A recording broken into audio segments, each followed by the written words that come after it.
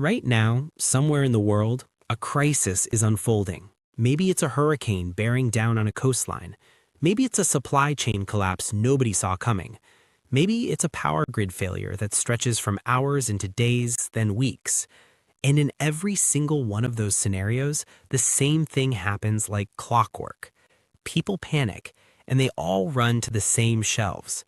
Rice, beans, canned soup, bottled water, gone within hours. And if your entire prep strategy looks exactly like everyone else's, if you built your stockpile from the same popular blog posts and YouTube videos that everyone else did, then when it matters most, you're standing in that same empty aisle, hoping someone left something behind.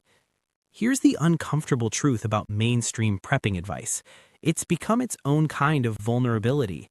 When millions of people prep the same way, they create a predictable pattern, and predictable patterns fail in predictable ways. But what if you knew which foods were still sitting on the shelves while all of that was happening? What if there were 11 specific items, nutritious, shelf-stable, affordable, that the crowd consistently overlooks every single time? Items that stretch your calories further, keep your morale from collapsing, and in some cases last not years, but decades. That's exactly what this video is about. We've spent over a decade testing real foods through real outages, not just theorizing from a spreadsheet. And by the end of this video, you're going to have a smarter, more resilient stockpile than 90% of the people who think they're prepared. Stick around for the last item on this list especially. It costs almost nothing per calorie, and it can last up to 30 years when stored correctly. That one alone is worth your time. Welcome to Crisis Horizon, where we cut through the noise and give you preparedness information that actually holds up when things go wrong. If this is your first time here, hit subscribe and turn on notifications. And if you've been here before, you already know what we're about. Let's get into it. Let's start with something most preppers never think about until it's too late, and that's morale. When an emergency stretches beyond a day or two, your mental state becomes just as critical as your caloric intake. Eating the same plain, flavorless food day after day does something to a person. It grinds you down slowly. Hope fades, energy drops, focus disappears. The people who come out of extended emergencies in the best shape physically and mentally are almost always the ones who manage to eat food that actually felt like food. And that starts with something so small it almost feels embarrassing to talk about. Bouillon cubes. Yes, those little foil-wrapped cubes you probably associate with a quick mug of salty broth when you're sick. But here's what most people don't realize. During actual supply disruptions, bouillon cubes sit untouched on the shelves while everything else disappears. People don't think to grab them because they don't think of them as real food. That's your advantage. For around $30, you can walk out of a store with approximately 500 bouillon cubes. That's 500 meals elevated from bland and forgettable to warm, savory, and comforting. Think about what that means when you're eating plain rice or a pot of lentils for the fourth day in a row. That small cube of compressed flavor changes the entire experience of the meal.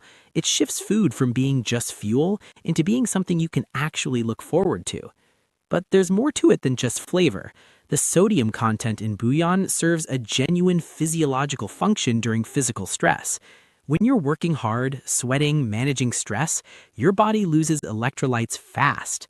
Militaries around the world have understood this for decades. Salt and sodium replacement aren't luxuries, they're operational necessities. A cup of bouillon broth can replace lost salts in a way that keeps you functional and focused. Store them right and they'll last for years. Pull them out of the cardboard boxes, drop them into a mason jar with a silica gel packet to absorb moisture, seal it tight, and store it somewhere cool and dark. That's it. Simple, cheap, and dramatically effective. Just note, if you or anyone in your household has high blood pressure, opt for low sodium versions or use half a cube at a time. Now let's talk about something that's going to sound a little strange at first, but stay with it because this one genuinely surprises people. Nutritional yeast. Before you scroll past or check out mentally, hear this out. Nutritional yeast is not some niche supplement for vegans. It is a deactivated, shelf-stable yeast product that has been used for decades as a serious nutritional tool. And once you understand what it brings to a crisis pantry, it becomes an easy decision. 2 tablespoons of nutritional yeast gives you somewhere between 5 and 8 grams of complete protein, meaning it contains all 9 essential amino acids your body cannot produce on its own. In a scenario where your protein sources are limited to whatever you manage to store, that matters enormously. Protein isn't just about building muscle, it's about maintaining immune function, healing, cognitive performance, and energy regulation. When your diet is dominated by carbohydrates, as most emergency diets are, a complete protein source becomes genuinely precious. If you buy a fortified version, you're also getting B vitamins, particularly B12. And B12 is one of those nutrients that most people don't think about until they're deficient. Deficiency looks like fatigue, brain fog, nerve issues, and depression, exactly the symptoms you cannot afford in a grid-down situation. And then there's the flavor. Nutritional yeast tastes remarkably like Parmesan cheese. Sprinkle it over rice, stir it into soups, mix it into anything that needs depth and richness. It revitalizes meals in a way that's hard to explain until you've tried it. Buy it in bulk, pour it into a mason jar, store it in a cool, dark place, and it'll hold its quality for up to 2 years. One small note, a small number of people have sensitivities to yeast products, so if you've never eaten it before, start with a small amount and see how your body responds before committing to a bulk purchase.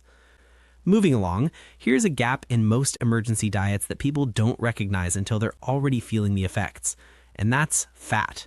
Standard prepper diets are heavily carbohydrate-based. Rice, beans, oats, bread, these are the foundation foods, and they serve a purpose, but your body and your brain need fat to function properly. Fat is how your body absorbs fat-soluble vitamins. Fat is how your brain maintains its structure and function. And in a high-stress, high-output scenario, fat is one of the most efficient sources of sustained energy available to you. Full-fat canned coconut milk solves this problem elegantly. Not the watered-down carton version from the refrigerated section. Those won't last. You want the full-fat canned version from the international or Asian food aisle, the kind with a thick cream layer on top when you open it. 1 cup delivers between 48 and 57 grams of healthy fat, primarily in the form of medium-chain triglycerides, which your body converts to energy faster than almost any other fat source. It makes rice creamy and rich. It turns a basic soup into something that actually satisfies. You can drink it straight if you need to. It's shelf-stable for 2 to 5 years when stored properly. It's widely available at Asian markets for around $2 a can, and it consistently gets overlooked during a rush on stores because most people simply don't think about it. Look for BPA-free cans when you can. Check for coconut allergies, and then quietly stock up on something most people will walk right past. And while we're on the subject of fat, let's talk about ghee. Ghee is clarified butter. The process of making it removes the milk solids and water that cause regular butter to spoil. What you're left with is pure butterfat, and pure butterfat is extraordinarily stable. It doesn't need refrigeration, it doesn't go rancid the way regular butter does, and it has been used in Indian cooking and preservation for literally thousands of years, which is about as strong an endorsement as any food can have. 1 tablespoon of ghee delivers 14 grams of fat and 120 calories. It's dense, it's rich, and it makes almost everything it touches taste significantly better. Drizzle it over rice, spread it on flatbread, add it to coffee for sustained energy.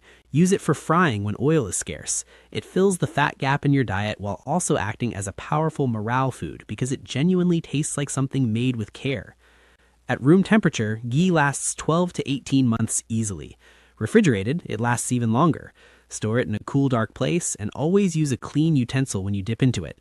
Introducing moisture or food particles is the only real way to compromise it. Now that we've covered the foods that keep your morale intact and your fat intake balanced, let's move into the foods that keep you strong and full. Because in an extended emergency, protein and satiety aren't optional. They're what keep you operational.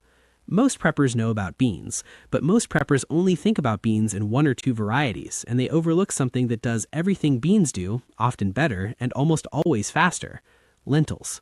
Red lentils, green lentils, brown lentils, black lentils. Each one has a slightly different flavor profile and texture. Each one opens up different meal possibilities. And unlike dried beans, which can take hours to cook and require pre-soaking, red lentils are ready in as little as 15 minutes. Green and brown varieties take 20 to 30 minutes. In a scenario with fuel is limited and every BTU matters, that difference is significant. Nutritionally, lentils are exceptional. High in protein, high in fiber, rich in iron and folate. They're filling in a way that goes beyond just caloric density. The fiber content regulates digestion and keeps you satisfied longer, which matters when you're rationing portions. Stored in their original packaging, lentils last 2 to 3 years without much effort. Transferred to airtight containers with oxygen absorbers, they can last 10 to 15 years. Label everything with a packing date, rotate your stock using first in, first out, and you'll have a protein source that quietly outlasts almost anything else in your pantry. Now, here's one that people almost always underestimate until they actually try it: chia seeds.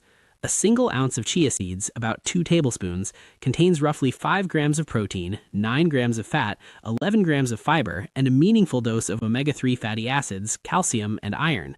That is a staggering amount of nutrition in an almost weightless package.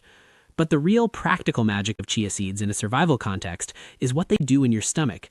When chia seeds absorb liquid, and they'll absorb up to 10 times their weight in water, they form a thick gel. That gel expands in your digestive system and creates a sustained feeling of fullness that lasts for hours. In a situation where you're managing limited food supplies, something that genuinely extends satiety is worth its weight in gold. Mix them with water in a 1-to-4 ratio, and you get a pudding that, with a little sweetener of vanilla, becomes something that feels like a treat. Stir them into oatmeal. Use them as an egg substitute in baking by mixing 1 tablespoon with 3 tablespoons of water and letting it gel for 5 minutes. They have almost no flavor on their own, which means they adapt to almost anything. Shelf life is 2 to 4 years at room temperature, longer in the freezer. Store them in airtight containers away from heat and light, and they'll be waiting for you when you need them. Next up is something with a name that sounds industrial, but performs like a genuine lifesaver: textured vegetable protein, or TVP. TVP is dehydrated soy protein. When you rehydrate it in hot water or broth, it takes on a texture that is remarkably similar to ground meat. Stir it into chili, mix it into pasta sauce, season it for tacos. In a meal with strong flavors, it becomes nearly indistinguishable from ground beef to most people. The numbers on this one are hard to argue with. A 1/4 cup of dry TVP contains 12 grams of protein. 1 pound of dry TVP rehydrates into the equivalent of 2 to 3 pounds of cooked ground meat. The cost is around $6 per pound. The shelf life, stored properly in Mylar bags with oxygen absorbers, is 5 to 10 years. Think about what that means. For a fraction of the cost and weight of canned meat, you get a protein source that stretches further, stores longer, and adapts to dozens of different recipes. In a world where meat becomes scarce or unaffordable, TVP fills a genuine and significant gap. One important note: TVP is made from soy, so if you or anyone in your household has a soy allergy or sensitivity, this one isn't for you. For everyone else, it's one of the most underrated items in the entire preparedness world. And now let's settle something once and for all about instant noodles. Most preppers dismiss them as junk food: low nutrition, high sodium, basically empty calories in a plastic wrapper. And if you're buying the 25-cent packets from the supermarket, that assessment isn't wrong. But that's not what we're talking about here. Go to an Asian grocery store and look at the dried noodle section. What you'll find are products made with real wheat or egg-based noodles, dried vegetables, complex spice blends, and genuine soup bases. These are not the same product. A quality Asian market noodle block delivers 6 to 8 grams of protein per serving, cooks in 3 minutes with minimal water, and carries a flavor complexity that, in the context of an emergency diet, feels almost luxurious. For around $75 to $100, you can stock 100 meal servings. They take up minimal space, they store well in sealed bins, and they cook faster than almost anything else in your pantry. In a short-term emergency where fuel and water are limited and you need a hot meal fast, they are nearly perfect. The sodium content is high, so if that's a concern, use only half the seasoning packet. But from a morale and efficiency standpoint, quality instant noodles from an Asian market belong in every serious prep stockpile. Everything we've covered so far, the flavor boosters, the fat sources, the protein anchors, those are your short and medium-term advantages. But now let's go deeper. Let's talk about the foods that form the actual foundation of long-term preparedness, the items that don't just last a few years, but potentially outlast the emergency entirely, whatever form it takes. And we start with something so ancient, so fundamental to human civilization, that its absence has literally toppled societies throughout history: salt. Most preppers keep a shaker or two on hand, maybe a couple of containers. That's not enough, not even close. And here's why. Salt is not just seasoning. In a world without refrigeration, salt is how you preserve meat, fish, and vegetables. It's the difference between a harvest feeding you through winter and rotting within days. The ratio for basic preservation is 3 tablespoons of salt per quart of water for brining. That's the foundation of pickling and fermenting, 2 of the oldest and most reliable food preservation methods in human history. Beyond preservation, salt is an electrolyte. During hard physical labor and heat, your body loses sodium through sweat at a rate that can become dangerous quickly. A 1/4 teaspoon of salt per liter of water is a basic oral rehydration solution that has saved lives in disaster scenarios around the world. Medical professionals and militaries have known this for decades. Salt also has applications in basic wound care and hygiene when modern medical supplies are unavailable, and throughout most of recorded human history, it has functioned as a trading commodity. In some cultures, it was literally used as currency. The word salary comes from the Latin word for salt. The shelf life of salt, stored dry, is indefinite. It does not expire, it does not go bad. A 25-pound bag stored in an airtight food-grade bucket with a handful of dry rice grains to absorb moisture will be just as functional in 50 years as it is today. For a family, 25 pounds is a reasonable starting point. Buy it in bulk, store it properly, and recognize it for what it actually is: one of the most versatile and irreplaceable survival resources that exists. Now let's talk about dairy, because when it comes to long-term food storage, most people either ignore dairy entirely or they store it incorrectly and end up with a product that tastes like cardboard dissolved in water. Powdered milk, stored correctly, is a completely different experience. The key distinction is in the storage method. Most people leave powdered milk in its original cardboard box or paper packaging. That packaging allows moisture to slowly degrade the product, and within a year or two, what you have is clumpy, off-tasting powder that nobody... But transfer that same powder immediately into Mylar bags with oxygen absorbers, seal them and store them in a cool, dark location, and you're looking at a shelf life of 15 to 20 years for non-fat powder. Nutritionally, powdered milk is legitimate. It provides protein, calcium, vitamin D, and in fortified versions, a range of additional micronutrients. In a diet that's heavy on grains and legumes, dairy nutrition fills real gaps. And beyond drinking it, powdered milk opens up your cooking in ways that matter deeply for morale. You can make pancakes, creamy soups, simple desserts, and with the right technique, even basic yogurt and cheese. At around $80 for 30 pounds, the cost per serving is remarkably low.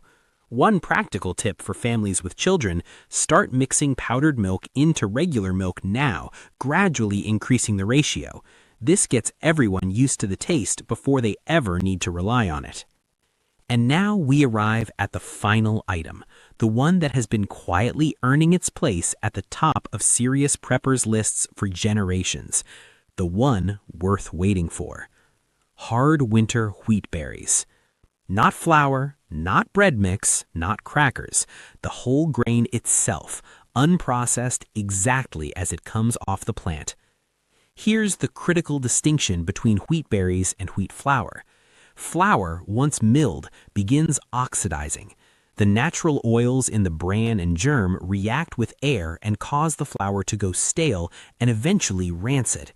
Even in good storage conditions, flour has a practical shelf life of 1 to 2 years at most. But the whole wheat berry, with its outer hull intact, is essentially a sealed system. Those oils are protected, the nutrients are preserved, and properly stored in airtight containers with oxygen absorbers, hard winter wheat berries will hold their full nutritional value and remain viable for 20 to 30 years. Let that number land for a moment: 30 years. 1 pound of hard winter wheat delivers somewhere between 1,500 and 1,600 calories. 200 pounds of wheat berries, which you can often source for around $70 from bulk food suppliers, provides the caloric foundation for a family for an entire year. There is almost nothing in the preparedness world that gives you that kind of caloric density, longevity, and versatility at that price point. And versatility is the right word. Grind the berries fresh with a hand crank grain mill, and you have flour for bread, pancakes, pasta, and biscuits.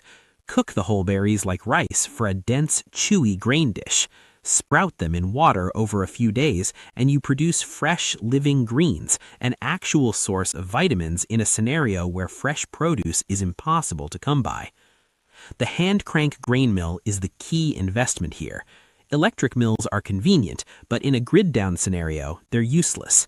A quality hand crank mill runs anywhere from $60 on the basic end to $600 for a premium model that will outlast you. Either way, it transforms wheat berries from a long-term storage item into a daily cooking tool. For those with gluten sensitivities or celiac disease, the same long-term storage logic applies to rice, quinoa, or gluten-free oats. The principle is identical. Store the whole grain rather than the processed version, and your shelf life multiplies dramatically. Now here's where everything we've covered today comes together into a single, clear takeaway. Every item on this list was chosen for the same underlying reason. Not because it's popular, not because some influencer recommended it, but because it fills a real gap in nutrition, in morale, in versatility, in shelf life that the standard prep list leaves wide open. Bouillon cubes and nutritional yeast keep your meals from breaking your spirit. Coconut milk and ghee fill the fat gap that most emergency diets ignore. Lentils, chia seeds, and TVP ensure you have complete protein without depending on a single source. Quality noodles keep cooking fast and fuel efficient. Salt gives you the power to preserve food and maintain your body through hard physical work. Powdered milk fills nutritional gaps and brings comfort to an otherwise bleak diet. And wheat berries give you a caloric and nutritional foundation that will be waiting for you decades from now if you never need it, and ready to sustain your family fully if you do. The people who come through extended emergencies best are not the ones who panicked and grabbed what everyone else grabbed. They're the ones who thought differently before the crisis arrived, who looked past the obvious and built a stockpile that doesn't just survive the first wave of panic buying, but continues to provide week after week, month after month, long after the crowd has run out of options. That's what this channel is built around: real preparedness, practical decisions, information that holds up when it actually matters. If this video gave you something useful, hit the like button. It genuinely helps this content reach more people who need it. Subscribe if you haven't already, and check out what else we have for you here on Crisis Horizon, because the best time to prepare was yesterday. The second